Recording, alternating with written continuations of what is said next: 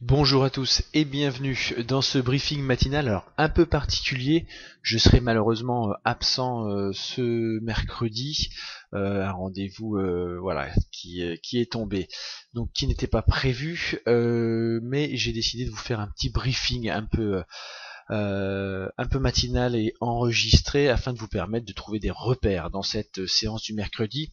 Et après deux séances assez agitées sur les marchés, je pense que ça peut vous aider à vous y retrouver. Allez, on va tout de suite aller voir un petit peu ce qui s'est passé et faire un point sur les graphiques. Je vous souhaite un bon début de journée. Allez, les produits négociables sur marge peuvent comporter des risques importants pour votre capital. Ils ne sont pas adaptés à tous les investisseurs. Veuillez donc vous assurer que vous comprenez parfaitement les risques encourus et solliciter un avis indépendant si nécessaire. Alors, un petit coup d'œil sur, pour démarrer l'agenda hebdomadaire, pour voir un petit peu où on en est dans cette semaine de statistiques.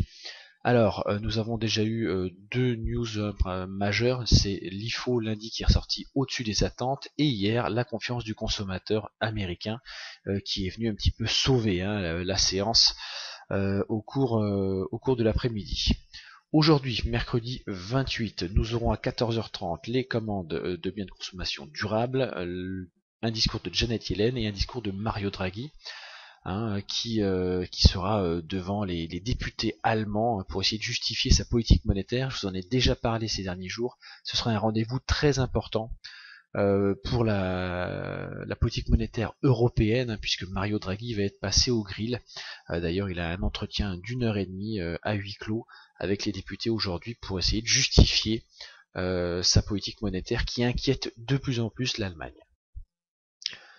On aura également bien sûr les stocks de pétrole. Demain, jeudi 29, où nous nous retrouverons pour une journée live, je vous le répète, sur YouTrading, nous serons en live, accessible à tous, comme tous les jeudis, à partir de 8h45. Nous serons ensemble pour suivre cette journée qui sera à mon avis très intéressante, puisque dès 8h35 demain matin, nous aurons déjà un discours du gouverneur de la banque centrale japonaise, Kuroda. On aura également le PIB final américain, attendu à plus 1,3%. Très très importante statistique cette semaine, puisqu'elle devrait donner une bonne idée de la capacité de la Fed à remonter ou pas ses taux d'ici la fin d'année.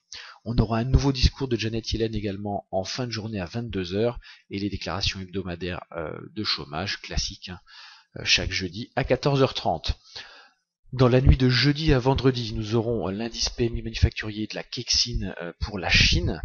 Ensuite, nous aurons à 10h30 les comptes courants anglais, suivis du PIB canadien. Voilà pour cette fin de semaine. À noter que samedi, on aura des données chinoises qui seront également à surveiller. Il faudra faire attention de ne pas trop rester exposé pendant le week-end.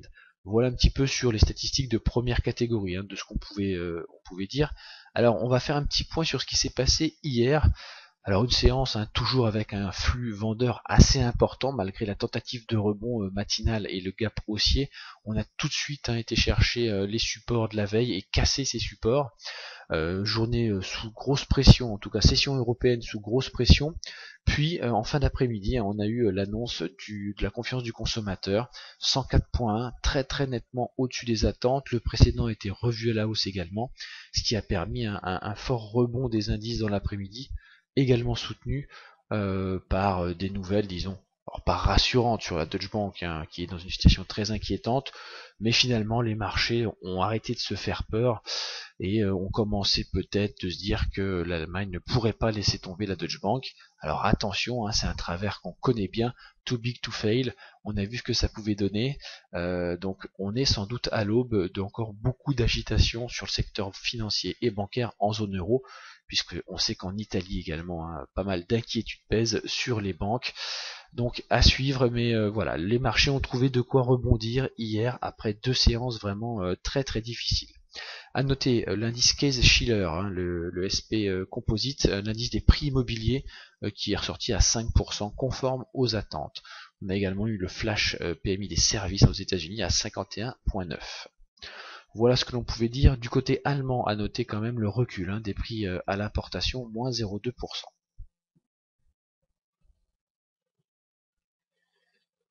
Aujourd'hui, voici le menu. Alors je vous ai déjà pas mal pas mal expliqué ce qui nous attendait, les commandes de consommation durable, Janet Yellen, on aura également Bullard de la Fed qui s'exprimera à 16h10, Draghi à 16h30, donc grosse session de l'après-midi, faites attention, ne restez pas trop exposés à ces discours.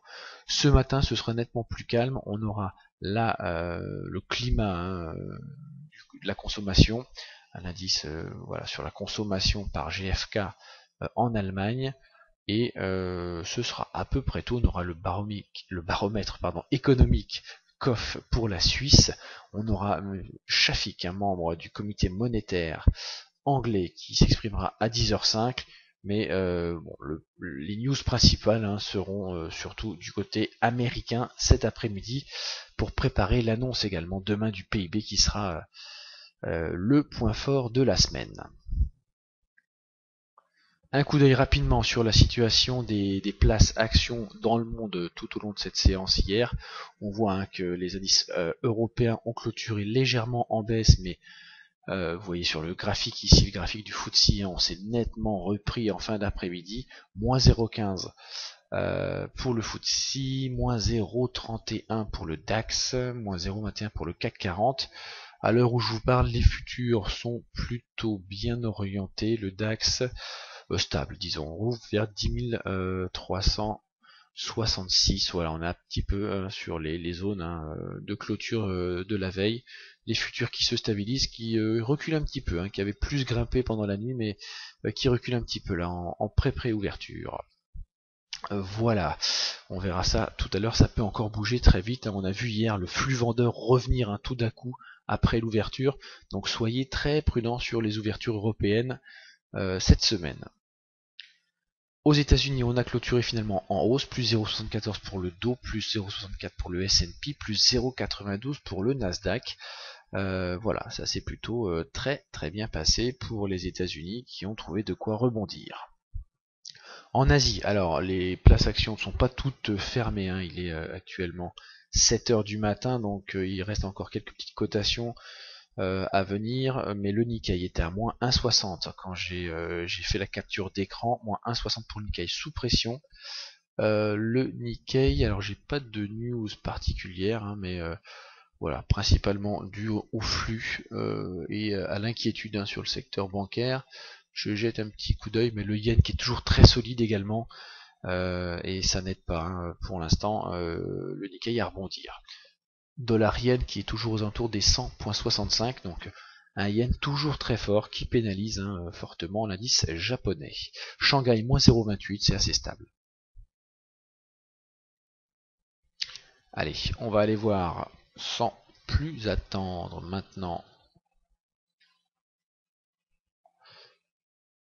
les indices de force relative. Je vous les donne ici avec nos amis daiWave 360 que je remercie pour leur petit logiciel. Et voici sur un mois ce qui se passe du côté des devises. Alors on a ici en gris, vous le voyez, le dollar australien plus 1,32, suivi du yen qui est vraiment la tendance de fond de l'année. Je vous le dis tous les jours, mais c'est vraiment quelque chose à prendre en compte. Plus 1,20 sur un mois. Ensuite on a ici le franc suisse qui s'apprécie bien, les devises liées à l'aversion au risque, le yen et le franc suisse qui profitent bien.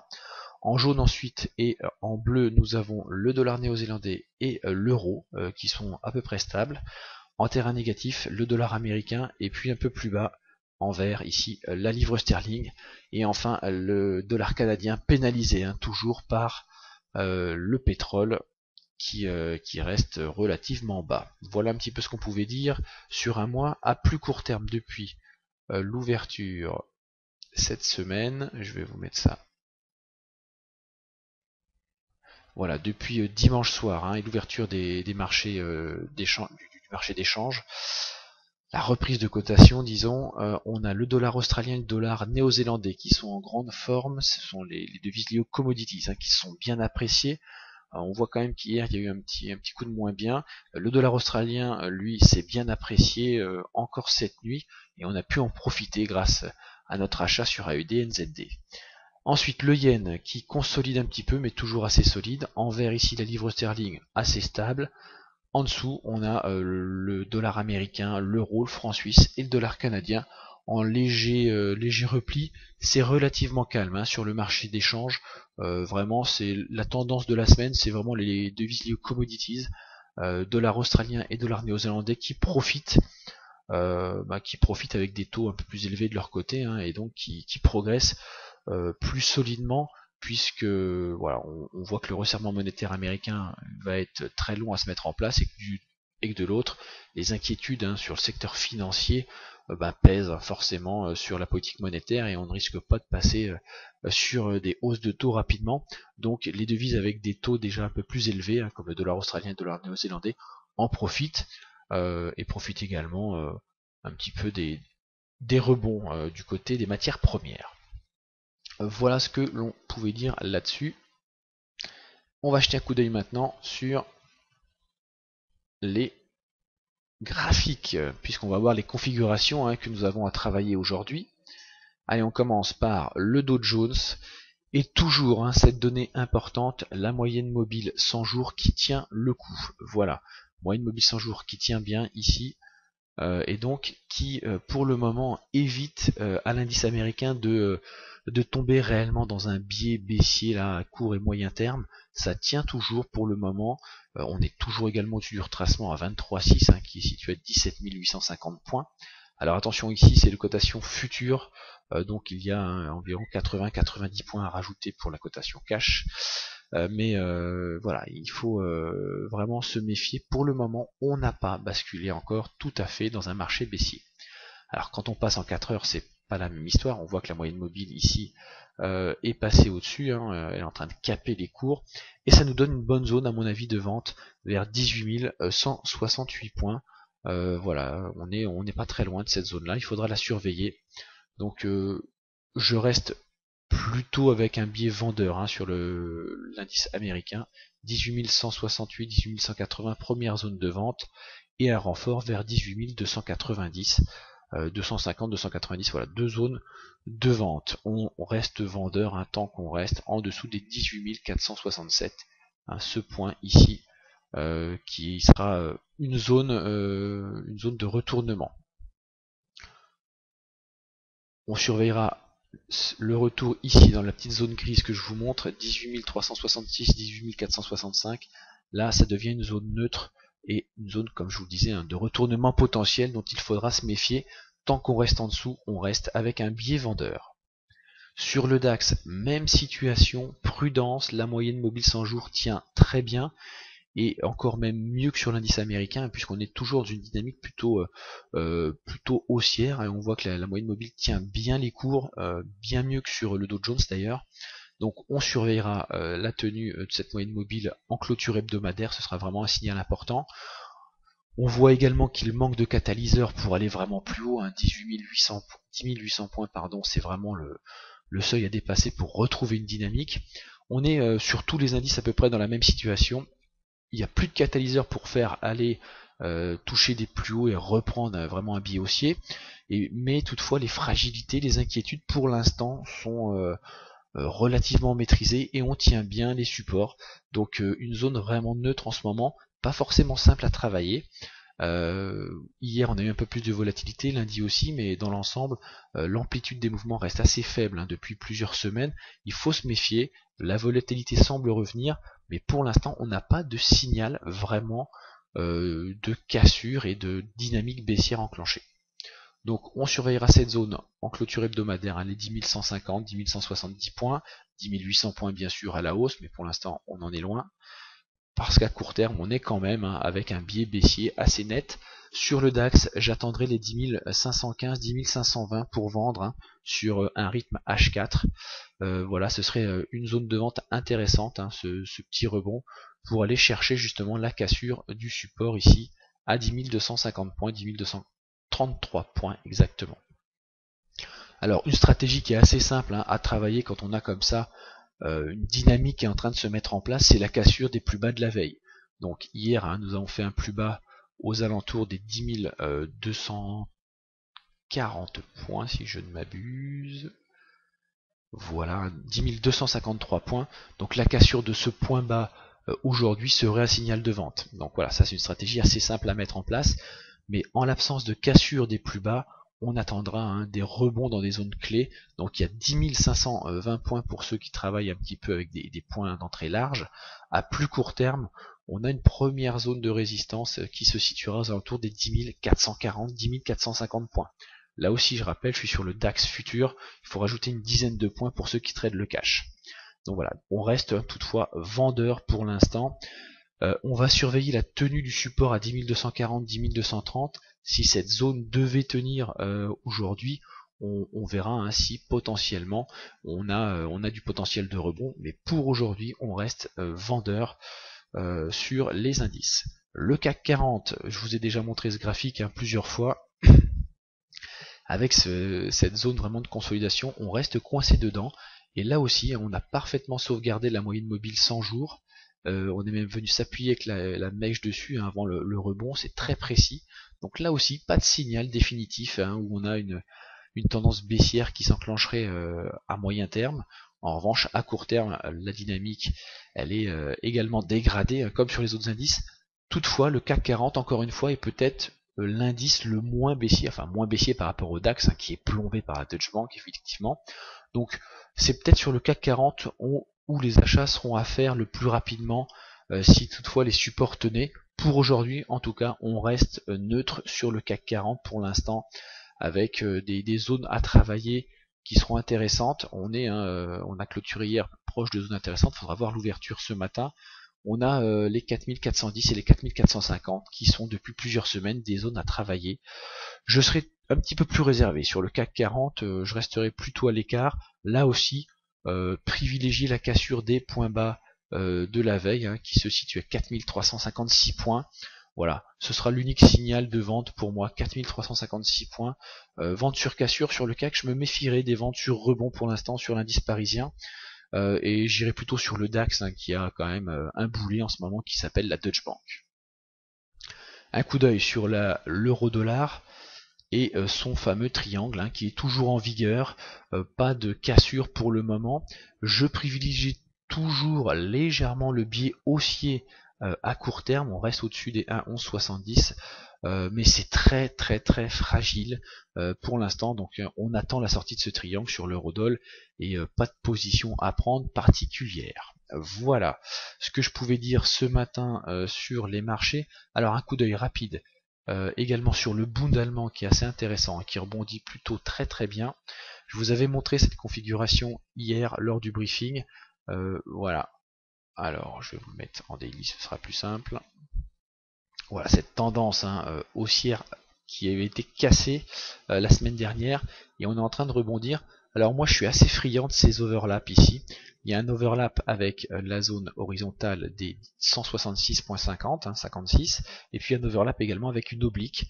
Donc il y a un point vraiment vers 166.56 qui est un point de résistance intéressant qui pourrait ouvrir des possibilités de vente sur le Bund allemand. Alors attention, il y a une belle dynamique haussière cette semaine, là, il y a un vrai refuge trouvé par les investisseurs du côté du Bund allemand. Malgré tout, je pense que les inquiétudes sur la Deutsche Bank et voilà les tensions un petit peu qui vont tourner autour de l'Allemagne pourraient faire souffrir le Bund dans les prochaines semaines, donc à surveiller. Voilà, je vais surveiller cette zone de résistance pour l'instant sans prendre de position, mais gardez à l'œil cette zone d'overlap intéressante. Enfin, pour les membres de l'académie, je vous avais recommandé hier la zone d'impulsion à l'achat à 1,0505 sur la UDNZD. Ça a payé, il a fallu être patient, mais ça a fini par payer. Plus de 50 points de gain cette nuit, l'objectif a été atteint. Tranquillement sur la UDNZD, enfin tranquillement, c'est un grand mot, on a quand même dû patienter pas mal hier, on sentait que ça pouvait le faire. Voilà, beau signal grâce à la fois à l'ADXR et aux moyennes mobiles. Voilà, on reste désormais à l'écart et on a pris nos gains. Alors hier, je vous fais le débriefing rapide après plusieurs séances difficiles. J'avais fait les rapports de performance réguliers depuis le début du mois. Je vous ferai des points plus conséquents à un rythme hebdomadaire. On va pas faire des points chaque jour. Mais hier, la séance a quand même été très très intéressante avec 1330 € de gains au final sur la séance qui en fait quasiment ma meilleure journée, enfin c'est ma meilleure journée depuis qu'on est revenu de congé, quasiment la meilleure depuis le début de l'année. 1330 euros sur 50 000 euros, même un peu moins de 50 000 euros, donc on n'est pas loin d'avoir 3% de gain. On est à 2,6 sur la journée avec cette volatilité qui était de retour. On a bien travaillé les cassures hier matin, ça s'est fait très rapidement et donc ça fait plaisir après quelques séances difficiles. Voilà, donc c'est possible de gagner de l'argent dans ces marchés. Il faut être patient, il faut attendre le bon moment, le bon timing et bien protéger son capital. Donc soyez très très prudent dans vos trades. On a eu 2 jours très nerveux, on a le PIB demain, aujourd'hui on a pas mal de discours de banquiers centraux. Soyez très prudents, n'hésitez pas à prendre du recul sur le marché et à patienter pour voir si les supports tiennent. Franchement, la stratégie majeure à travailler aujourd'hui, c'est la cassure des supports de la veille. Patienter pour les ventes sur rebond, on ne sait jamais, ce marché est un petit peu nerveux et on peut très bien avoir des réactions assez extrêmes. Voilà, je vous remercie beaucoup d'avoir suivi ce petit briefing enregistré un peu plus tôt que d'habitude.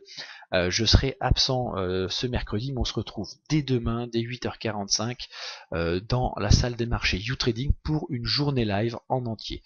Je vous souhaite à tous une très bonne séance de trading, une très bonne journée et à demain. Salut.